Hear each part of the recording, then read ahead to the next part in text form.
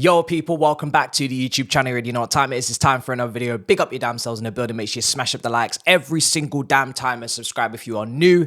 Chelsea versus Fulham preview, 12:30 kickoff, second of two uploads today. Make sure you check out the first. That was more of a roundup of the transfers with the loans and all of that situation with Ivan Ferguson, that link, because we're just going to park and push that to the side for this preview. There's more than enough to talk about here.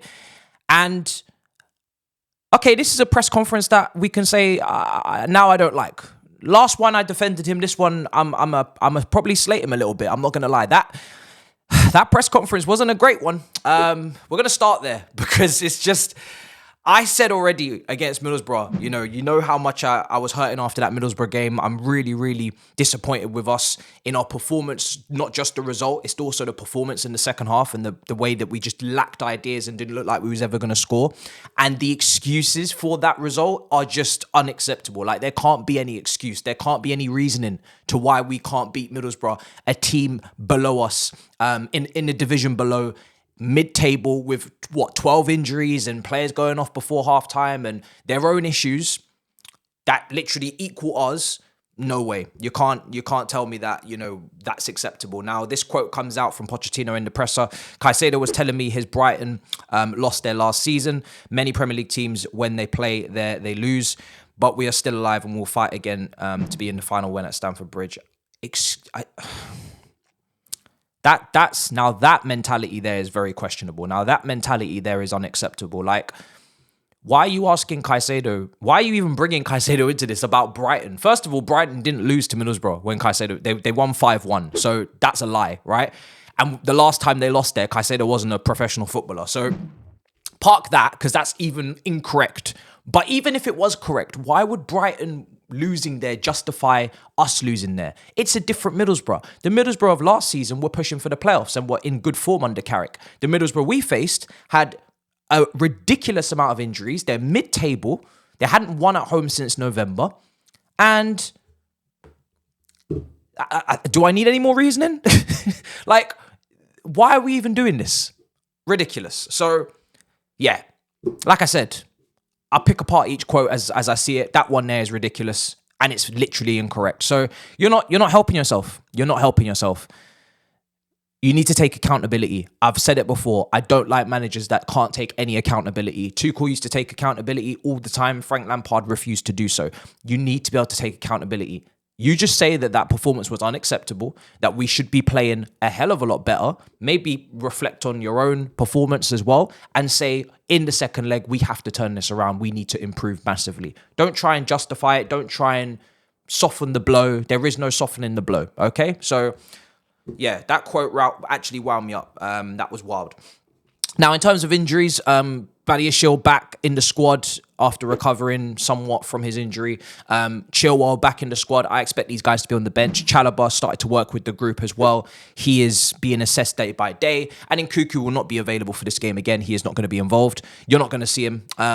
You can hope to see him after our little break that we're going to have. I think a 10-day break before we play again. But you're not going to see him in this game against Fulham. He's still not training. He's still unavailable. So, unfortunate.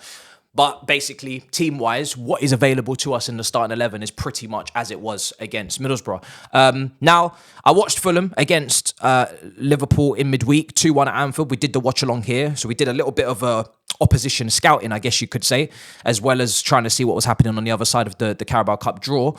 And Fulham they were good. They were really, really good. This is their expected team for the game against us at Stamford Bridge. They were very good, Now, did Liverpool deserve to win that game on the balance? Yes, probably. They caused a lot of damage in the latter part of that game. Núñez came on and changed it. But Fulham were good. Fulham were very good value for maybe a draw. They created their opportunities as well on the break. They were very organised structurally, very difficult to break down. Liverpool in the first half had no ideas. They had no way of getting through that team. They didn't create a whole bundle of chances. They didn't look particularly creative. I'd say their best player was probably Bradley, right back at that point until the substitutions came on and changed the game.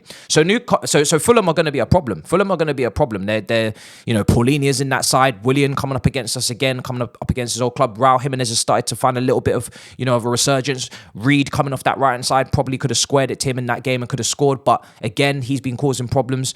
So tough team. And am I expecting us to demolish them? No. Am I expecting to see incredible football? Unfortunately, no. It's going to be very nip and tuck. I think it's going to be very close, and it's just going to be a back and forth, and we'll see who wins. And that's a shame. That's a real shame that going into a Southwest London derby, that's the way that I expect things to play out. It's two mid teams going up against each other. We'll see which one wins. It's going to be fine margins. Hopefully no individual errors on our part, which we continue to keep bringing to every single match, and put the ball in the back of the net. Of course, we need to finish. So two parts of the pitch, two boxes that I'm not confident in us excelling in consistently. So this game could go one of two ways. Now, my team and what I expect is two different things once again. I've said in my post-match for Middlesbrough, I'll never put Levi Cole at left back again this season. And I'm going to stand by that. Now, Maatsen's gone to Dortmund. We covered that in the earlier video, so check that out, like I said earlier, if you haven't seen it.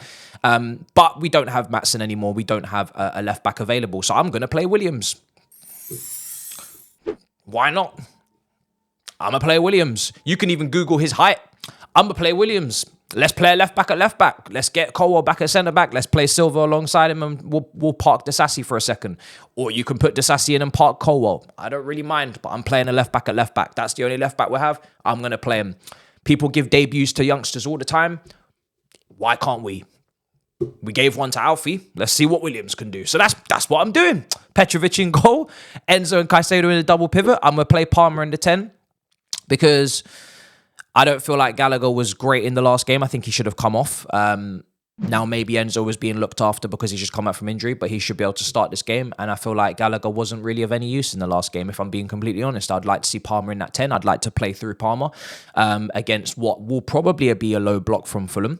And they'll hit us on the break as they did Liverpool in midweek. And then we have our wingers and we have our options out on the flanks. Gusto will be hopefully overlapping Madueke, because he was threatening in the first half against I've just realised how screwed we are. Against Middlesbrough. And left side is your pick between Sterling and Mudryk. I'm going with Mudryk. Wasn't particularly impressed with Sterling in midweek. I think he needs a rocket up his arse. And then Broyer up front. But the predicted team is also on the screen, as you can see. And that's what I think Pochettino is going to go with, which is Colwell at left back as per usual. I'm going to keep things short and sharp. It's obviously, we need to win the game. He's obviously under immense pressure. We obviously are looking to the 23rd, or I'm looking for the 23rd of January, as you have to get through to the final. But if you lose this game, who knows what could happen? Who knows what could happen? Anything could happen right now. We're in limbo. So, yeah, I think I've covered everything. It's been one hell of a struggle today to bring myself to comprehend and understand that we have another match coming tomorrow. I wasn't really ready to see Chelsea so soon.